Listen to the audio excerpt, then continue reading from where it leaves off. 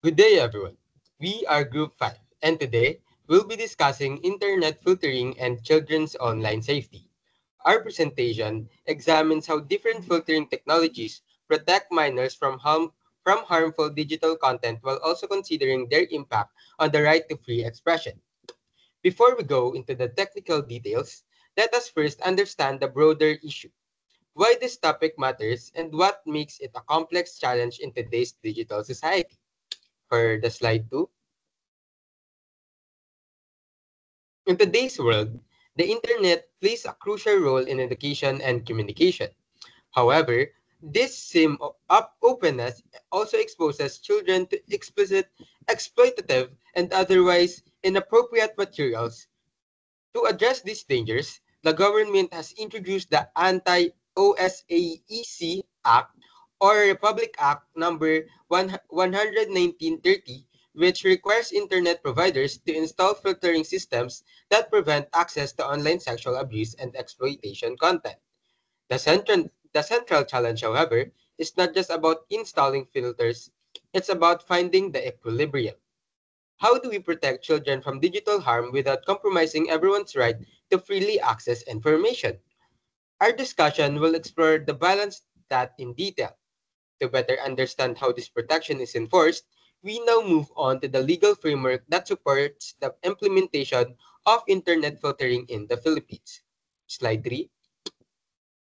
To give context, Republic Act 11930 or the Anti-OSAC Act obliges internet service providers to detect and block materials linked to child exploitation. This law works hand in hand with the Cybercrime Prevention Act or RA 10175, both of which aim to make the digital environment safer for young people. While these laws have noble intentions, they also introduce important ethical questions. When filters are used too broadly, they might block not only illegal content but also legitimate information. This creates tension between protecting children and preserving constitutional rights such as freedom of speech and privacy.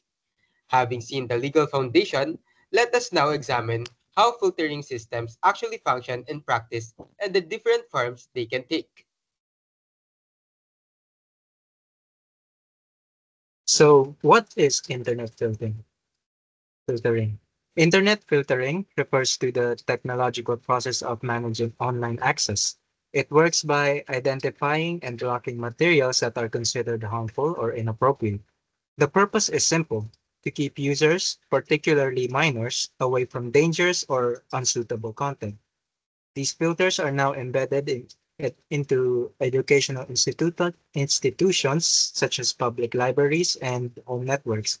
While the concept sounds straightforward, the way filters operate and the extent of their effectiveness depends greatly on the type of filtering and method used.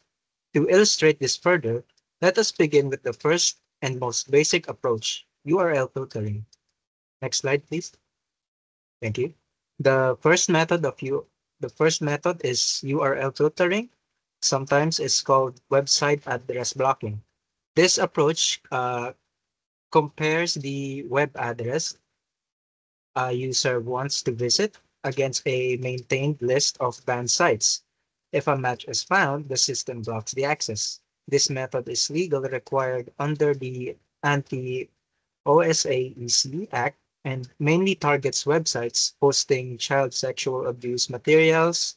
However, its biggest limitation is underblocking. New harmful sites often appear faster than the government or ISPs can update their block list, allowing some unsafe pages to slip through. Thus, while effective at addressing known threats, it cannot fully eliminate online risk. Since blocking websites alone is not enough, another strategy focuses on filtering based on the language or content of a web page rather than its address. This leads to us to the next type: keyword filtering. Next slide, please. Another common method is keyword filtering, which scans the text within a web page for specific restricted words or phrases, such as those related to drugs, violence, or sexual content. When such words appear, the system can automatically restrict access. This form of filtering provides an extra layer of protection in environments like schools or public libraries, where the goal is to keep minors from viewing explicit material. However, a major issue with keyword filters is that they often lack sensitivity to context. For example, a page explaining reproductive health might be blocked simply because it contains medically related terms. This is known as overblocking, and it can interfere with legitimate research and learning opportunities. While text-based filters can identify inappropriate words, they cannot detect harmful images or videos. So to handle this gap, more sophisticated technologies use artificial intelligence to analyze visual content. And this brings us to the third type, image recognition filtering. The third type and most advanced type is image recognition filtering. Now this technique uses artificial intelligence to analyze visual content, such as photos or videos, for signs of exploitation, violence, or abuse. It is crucial for detecting live-streamed or image-based child sexual abuse material, something that text-based filters cannot easily handle. Despite its usefulness, this method has two main challenges. First, it raises privacy concerns because AI systems sometimes need to inspect encrypted data, potentially intruding on personal communication. Second, it can produce false positives, where harmless images like medical diagrams are mistakenly flagged as inappropriate. These errors highlight the ongoing tension between safety and individual privacy. Now that we've covered how these filtering methods operate, let's move on to a broader discussion of the ethical challenges and justification surrounding their use. While filtering tools are designed for protection, their ethical consequences are significant.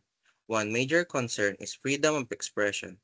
Filters can unintentionally act as a censorship tools, restricting access to legitimate content that has educational or political value. Additionally, over-censorship can occur in public institutions when filters are set too long strictly, limiting students' ability to access diverse perspectives or current events. Another issue is transparency. Users are rarely told why a page is blocked or who made that decision. Combined with existing restrictive laws like the Cybercrime Prevention Act, the lack of transparency could be misused to silence dissent or criticism online. Given this risk, it becomes necessary to ask, when is filtering actually justified?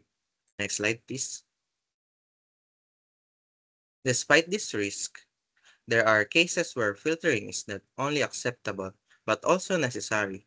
The Constitution obliges the state to protect children from abuse, and the filtering requirement under the Anti-OSAEC Act fulfills that duty. It targets material with no legitimate constitutional protection, specifically those involving sexual exploitation or criminal acts. Furthermore, since the Philippines has been identified internationally as a source country for child exploitation materials, filtering technologies play a key role in the nation's compliance with global human rights obligation. Thus, when applied transparently and within legal bounds, filtering serves as an essential safeguard rather than a form of repression. Having explored both the benefits and ethical risks of these systems, let us now conclude by reflecting on how these tools can coexist with the values of freedom and education. Next slide. To conclude, internet filtering remains an important tool for shielding minors from online exploitation. However, technology alone is not enough. Filters should be applied thoughtfully, ensuring that efforts to protect do not unintentionally suppress learning or free thought. True online safety depends not just on restriction, but also on education, equipping children, parents, and educators with the digital literacy needed to navigate the internet responsibility. In short, protection and freedom must go hand in hand for a safer, more informed digital society. Thank you for listening.